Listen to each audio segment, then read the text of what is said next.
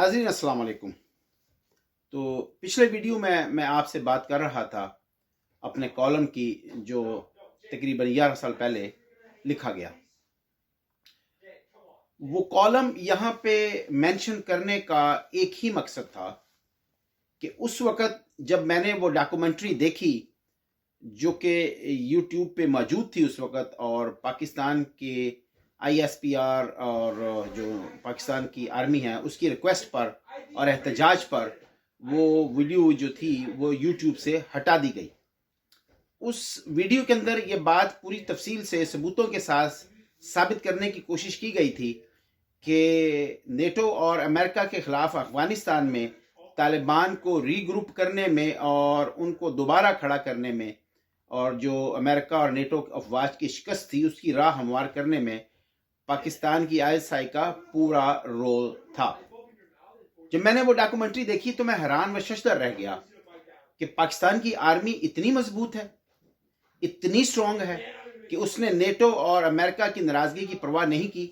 जबकि मुल्की सालमियत का सवाल आया तो उन्होंने एक बहुत बड़ा फैसला लिया और उन्होंने फिर उस फैसले पर पूरी तरह से अमल दरामद कर डाला।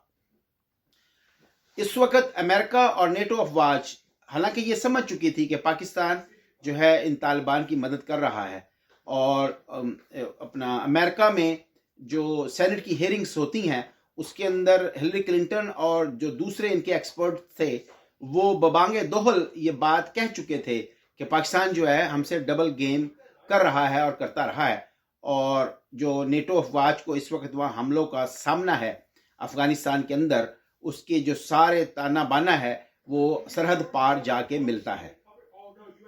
तो उसमें हकानी ग्रुप और बहुत से अदर ग्रुपों का नाम लिया गया और ये भी साबित करने की कोशिश की गई कि वो जो ग्रुप हैं रीग्रुप हुए हैं वो पाकिस्तान के या पाकिस्तान आर्मी के ईमा पर हुए हैं। तो ये चीज़ मैं सोचने पर सख्त जो है वो मजबूर हो गया कि पाकिस्तान की आर्मी जो है वो इतनी मजबूत है कि वो नेटो यानी जो पूरी जो दुनिया की ताकतवर तरीन अक़वाम है उनकी जो दिफाई तंजीम है नेटो और अमेरिका की सरकर्दगी में वो भी ये बात जो है मान रही है, और पाकिस्तान जो है उसने उनकी नाराज़गी की परवाह कतई नहीं की। तो मैं ये बात जो है वो मैंने अच्छी तरह से समझ ली कि अगर पाकिस्तान की अफवाज कोई डिसीजन ले लें दुनिया में किसी भी कार्रवाई का, तो उस वक़्त जब कि किसी मुल्क की सालमियत का सवाल हो, अपनी डिग्निटी का सवाल हो, तो उस वक़्त पाकिस्तान अगर कोई भी रोल अदा करना चाहे दुनिया में, मुस्लिम दुनिया में बिलखसूस, तो फिर बाकी दुनिया जो है उसको रास्ता देना पड़ेगा और पाकिस्तान की बात को मानना पड़ेगा, रिस्पेक्ट देना होगी, क्योंकि अब दिफाई लिहाज से और पाकिस्तान जो है फ़ौजी लिहाज से इतना मजबूत हो चुका है। तो जब ये कॉलम छपा तो मुझसे यहाँ की किसी एक इंटेलिजेंस एजेंसी के लोग उन्होंने मुझसे रब्ता किया और मुझसे उन्होंने ये पूछा, इसके यहाँ पर दो गवाहान मौजूद हैं जिनके सामने ये इन्वेस्टिगेशन हुई, और उन्होंने मुझे ये पूछा कि ये जो इन्फॉर्मेशन मैंने इस कॉलम के अंदर इस्तेमाल की है वो मैंने कहाँ से ली है। तो मैंने वो जो डॉक्यूमेंट्री थी जो वहाँ पे यूट्यूब पे मौजूद थी पहले, जो उस वक्त तक हटाई जा चुकी थी, एक तो उसका पूरा मैंने उनको हवाला दिया और बताया कि ये डॉक्यूमेंट्री इस तरह वहाँ फ्रांस वेबसाइट पे मौजूद थी जिसकी तस्दीक की जा सकती है। और दूसरा मैंने उनसे कहा कि ये जो अफ़गानिस्तान की जो पहली वार थी, जो तरीका था वही पैटर्न यहाँ पे इस्तेमाल हुआ है, सेम पैटर्न। तो बीइंग ए पाकिस्तानी मुझे उसकी फ़ौरन समझ आ गई कि इसके फुटप्रिंट्स जो हैं वो पाकिस्तान आर्मी के फुटप्रिंट से बिल्कुल मिलते जुलते हैं।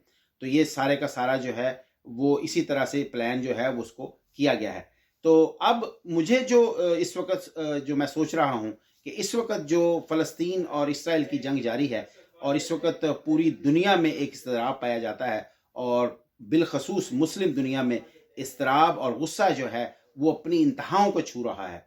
तो ऐसे में पाकिस्तान आर्मी जो है वो कोई भी रोल अदा करने से कासिर क्यों है और कोई भी फैसला नहीं ले रही है। ये एक ऐसा मौका है कि पाकिस्तान अगर लीड ले और अगर कोई भी फैसला कुन रोल अदा करने का डिसीजन ले ले तो दुनिया की सारी ताकतें मिलकर भी इसको ज़ेर नहीं कर सकती, यानी उस फैसले से उसको हटा नहीं सकेंगी। क्यों? कि अब पाकिस्तान की दिफाई पोजीशन ऐसी नहीं है कि आप उसके ऊपर हमला आवर हो सकें या आप हमलावर होकर जो रिस्क ले सकें, जो उसके बाद जो पाकिस्तान के पास न्यूक्लियर आर्सेनल है और जो मिसाइल टेक्नोलॉजी है वो इतनी एडवांस है, और पाकिस्तान जो है वो ICBM जिन्हें इंटर कॉन्टिनेंटल बैलिस्टिक मिसाइल कहा जाता है वो पाकिस्तान बना चुका है। जो डिक्लेयर्ड है वो मेरे ख्याल 4000 किलोमीटर तक हैं, लेकिन इससे ज़्यादा के पाकिस्तान ने डिक्लेयर किए हैं, न कर सकता है। और अगर इससे ज़्यादा के वो डिक्लेयर करेगा तो लाजमी तौर पर ये सवाल जो है वो उभरेगा, सामने आएगा कि पाकिस्तान ने ये इससे ज़्यादा जो ICBM बनाए हैं, इंटर कॉन्टिनेंटल बैलिस्टिक मिसाइल, ये किसके लिए बनाए हैं। तो पाकिस्तान के पास इसका कोई जवाब ना होगा, क्योंकि वो यही कहेंगे कि आपकी जो दुश्मनी है वो इंडिया तक महदूद है, आपकी इंडिया से ही फ़कत दुश्मनी है, और जो अपना आपने न्यूक्लियर आर्सेनल बनाया है, और जो आपने अपनी फ़ौजी लिहाज से जो आपने अपनी जो फ़ौज को मजबूत किया है, खड़ा किया है, वो इसी लिहाज से खड़ा किया है दुनिया को ये बताकर कि हमारी सलामती को इंडिया से ख़तरा है। तो आपने ये जो इतना बड़ा आर्सेनल बना लिया है, और जो बैलिस्टिक मिसाइल आपने इंटर कॉन्टिनेंटल बैन बर आज़मी मिसाइल बना लिए, ये किसके लिए बनाए हैं। तो अब जो सूरत हाल है वो ये है कि पाकिस्तान जो है ये अगर चाहे, पाकिस्तान की आर्मी चाहे और पाकिस्तान की तमाम सियासी जमातों को ऑन बोर्ड करे और अपनी पूरी जो तंजीम है उसको ऑन बोर्ड करे, तो अगर कोई भी स्ट्रॉन्ग रोल प्ले करना चाहे तो कर सकती है, और अगर करे तो फिर वो फैसला कुन रोल होगा और उसके नताइज भी निकलेंगे। ऐसा मुमकिन नहीं है कि उसके नताइज ना निकलें। इसराइल को भी इस बात का पता है कि उसको किसी से भी अगर कोई अल्टीमेट ख़तरा हो सकता है तो वो सिर्फ पाकिस्तान है। वो ईरान को किसी हद तक ख़तरनाक समझता है, क्योंकि वो वहाँ जो प्रॉक्सी वार जारी ईरान की तरफ से जो है उन ग्रुपों को मदद पहुँचती है। इससे अलावा जो फ़ौजी लिहाज से ईरान इतना मजबूत नहीं है, पाकिस्तान के कहीं आस पास भी नहीं है। इसलिए वो ये चाहते हैं कि ईरान जो है कभी भी न्यूक्लियर पावर न बन पाए, इसलिए उन्होंने उसको कॉर्नर किया हुआ है। तो ये एक तुर्क का पता है पाकिस्तान के हमसाए में, कि जैसे चाइना ने उससे स्ट्रेटेजिक पार्टनरशिप बनाने की कोशिश की है और वहाँ बहुत बड़ी इन्वेस्टमेंट का ऐलान किया है, और उसके जो नेचुरल रिसोर्सेज हैं उससे फ़ायदा उठाने का जो उसने जो सारा प्लान किया है, और फिर उसके रहते हुए उन्होंने सऊदी अरब के साथ भी अपना ईरान का जो है वो पैचअप करा दिया है, उनके सफारती ताल्लुकात बहाल करवा दिए हैं, और उनमें उनके अंदर सुलह दूसरे लफ्ज़ों में करवा दी है। ये रोल पाकिस्तान भी अदा कर सकता था, लेकिन पाकिस्तान ने ये रोल अदा नहीं किया, और एक्सक्यूज़ ये दिया गया कि अमेरिका नाराज़ होगा या UAE नाराज़ होगा या सऊदी अरब नाराज़ होगा। तो पाकिस्तान डिप्लोमेसी से काम लेते हुए ईरान और सऊदी अरब के जो डिफरेंसेस, जो पैचअप चाइना ने करवाया, वो पाकिस्तान भी करवा सकता था। मैं तो अपने दोस्तों से बड़े अरसे से ये बात करता चला आ रहा था कि ये रोल पाकिस्तान को अदा करना चाहिए, और किसी भी सूरत में पाकिस्तान से क्रूड ऑयल और जो CNG या गैस है वो वहाँ पाइपलाइन वो बिछा के अपनी सरहद तक ला के बैठे हुए हैं। पाकिस्तान को हर सूरत उसका फ़ायदा उठाना चाहिए, और पाकिस्तान को ईरान से अपने जो ताल्लुकात हैं उनको हर लिहाज से मजबूत करना चाहिए। पाकिस्तान के पास ये हमेशा से मौका था, अब भी है। अगर पाकिस्तान ईरान के साथ स्ट्रेटेजिक पार्टनरशिप की बात भी करे, ये नुक्ता भी एक बार बयान करे कि अगर हमें दीवार से लगाया गया तो हम पार्टनरशिप बनाएंगे, स्ट्रेटेजिक पार्टनरशिप बनाएंगे ईरान के साथ, उसके बाद बनाएंगे शाम के साथ। तो इससे इसराइल की सालमियत को शदीद खतरात लाहक हो जाएंगे, जो इसराइल नहीं चाहेगा कि ऐसा हो।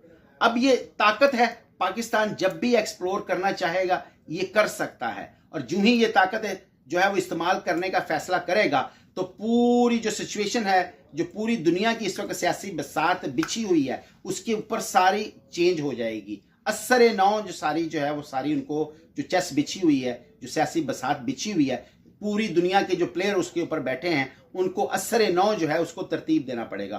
पाकिस्तान ने जिस दिन भी स्ट्रॉन्ग प्लेयर बन के आगे आने का फैसला कर लिया और उसको अदा करने का डिसीजन ले लिया और ये स्टेप ले लिया, तो पूरी दुनिया की सियासत और दुनिया की जो डिप्लोमेसी है उसकी सूरत हाल तब्दील होकर रह जाएगी। पाकिस्तान के इस रोल का कोई वो उनके पास तोड़ नहीं रहेगा। पाकिस्तान की जो माशी मुश्किलात हैं वो भी दूर हो जाएंगी, क्योंकि रशिया के फॉल के बाद, डाउनफॉल के बाद, जो पूरी इस्लामी दुनिया वो गैर महफूज हो गई है। वो उनके जो शील्ड थी उनके पास एक ब्लॉक में अमेरिका से दिफा के लिए, अमेरिका से बचाव के लिए वो रशिया जो मुहैया करता था वो ख़त्म हो चुकी है। तो वो एक बहुत बड़ा वैक्यूम जो है वो वहाँ मौजूद है, वो अब भी मौजूद है। तो बहुत से जो मुस्लिम ममालिक हैं वो अब भी पाकिस्तान पर इतना रिलाई नहीं करते, वो मगरिब की तरफ या अमेरिका की तरफ देखते हैं। अगर आज पाकिस्तान खड़ा हो जाए तो मुस्लिम दुनिया की लीडरशिप जो है उसका इंतजार कर रही है। जो वैक्यूम पैदा हुआ था, जो अब भी है, उसको पाकिस्तान बड़े आराम से पुर कर सकता है। जो ही पाकिस्तान ये उस वक्त ये स्टेप लेगा, ये स्ट्रेटेजी बनाएगा, ये सोचकर आगे बढ़ेगा, तो उसको कोई रोक नहीं पाएगा। पाकिस्तान की माली मुश्किलात भी दूर हो जाएंगी और अब जो वो दुनिया से मांगता फिरता है ये भी खत्म हो जाएगा। पूरी जो इस्लामी दुनिया है, अगर ये आज अपना मसल दिखाए, थोड़ी सी अपनी ताकत दिखाए, एक बार पहले खुद महसूस करे, उसको पता है, पाकिस्तान को अपनी ताकत का पता है। अगर अफगानिस्तान में नेटो और अमेरिका को शिकस्त देने में पाकिस्तान ने फैसला लिया और फिर वहां नेटो और अमेरिका को शिकस्त हुई और उसमें पाकिस्तान उसमें शामिल था तालिबान के साथ, तो ये बात ये बात जो है इस तरफ इशारा करती है कि फौजी लिहाज से पाकिस्तान इतना मजबूत हो चुका है, उसका जो न्यूक्लियर जो आर्सेनल है वो बहुत बड़ा है, जो डिक्लेयर्ड है उसके भी मेरा ख्याल गालिबन 7वां है, और जो मिसाइल टेक्नोलॉजी है पाकिस्तान के पास वो भी बहुत एडवांस है। और अब तो वो जो फाइटर जेट्स हैं वो भी पाकिस्तान में बन रहे हैं। चाइना की मदद से उन्होंने सारी टेक्नोलॉजी अल्टीमेटली पाकिस्तान के यहाँ ट्रांसफर कर दी है। तो पाकिस्तान फौजी लिहाज से इतना मजबूत हो चुका है। अब सोचने वाली बात यह है कि ये अगर इतना आसान है कि पाकिस्तान अगर आज ये डिसीजन ले ले कि वो मुस्लिम दुनिया की तर्जुमानी करना चाहता है, उसके मुफादात का तहफ़्फ़ुज़ करना चाहता है, उसको प्रोटेक्शन देना चाहता है, उसको अपना सेफ्टी का तहफ़्फ़ुज़ का एहसास दिलाना चाहता है, मुहैया करना चाहता है, देना चाहता है, तो फिर उसको किस चीज़ ने रोका हुआ है? अब जो इस वक्त सूरत हाल है, लोग ये समझते हैं कि पाकिस्तान की जो मुआशी हालत है वो कमज़ोर है। पाकिस्तान जो है इंटरनल प्रॉब्लम्स हैं, डिवीज़न है, बहुत ज़्यादा तकसीम है, सियासी स्टेबिलिटी नहीं है, ये सारी चीज़ें मौजूद हैं। लेकिन जिस रोल की मैं बात कर रहा हूँ वो तो इस अलग रोल है, वो ये उसका इस चीज़ों से इतना ज़्यादा लेना देना नहीं है।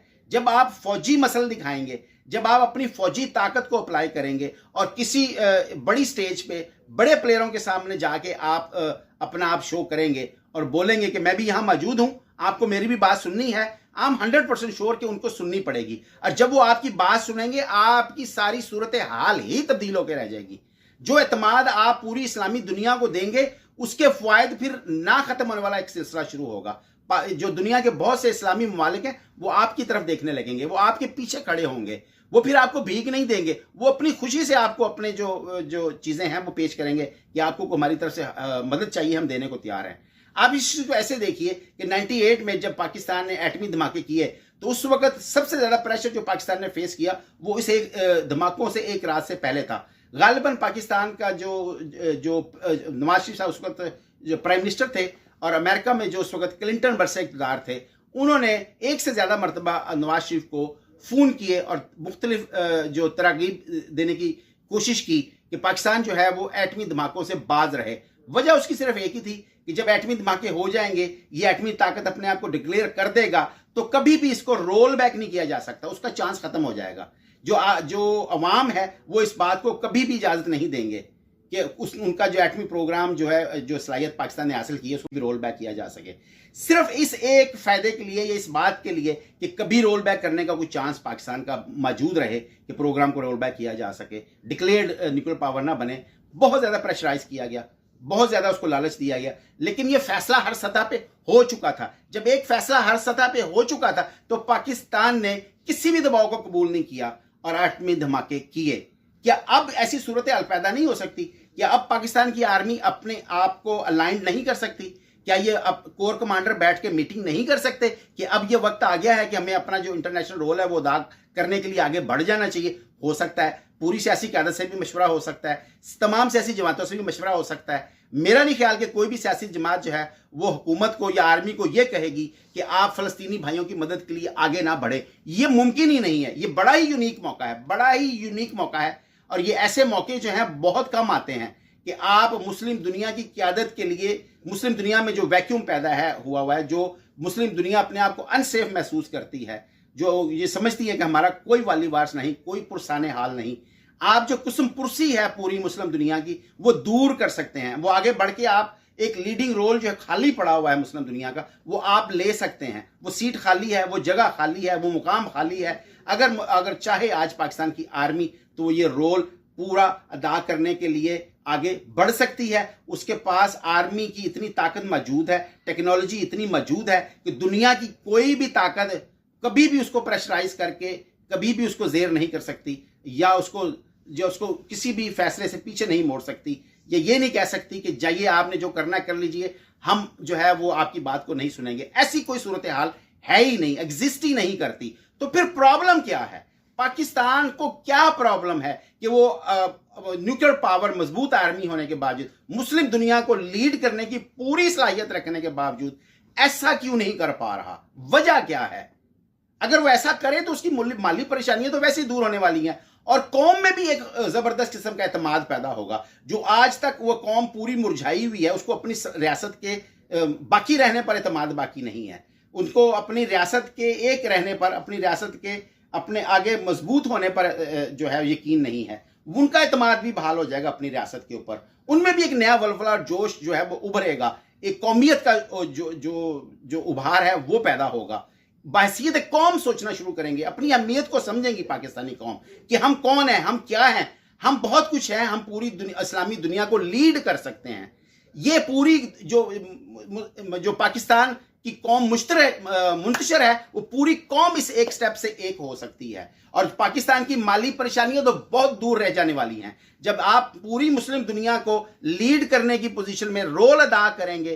पूरी जो बैनुल अक़वामी ताकतें हैं उनकी आंखों में आंखें डालेंगे। आप 7वीं पावर होने के बावजूद, बेहतरीन आपके पास मिसाइल टेक्नोलॉजी होने के बाद, मुझे दुनिया की कोई ताकत ऐसा बताइए जो आपकी बात को टालेगी और आपके ऊपर हमला करने की सोचेगी। यह पॉसिबल ही नहीं है। ऐसा अगर पॉसिबल होता तो आपने जब इंडिया पे नेक्स्ट और आपने हमला किया था, कारगिल की वॉर बर्पा की थी, उनके हजारों फौजी मार डाले थे, इसके बावजूद जंग नहीं हुई। उसकी सिर्फ एक ही वजह थी कि अब न्यूक्लियर पावर होने के बाद जो भी जंग फुल फ्लैज वार में जाता तो ये सुसाइड के बराबर होता।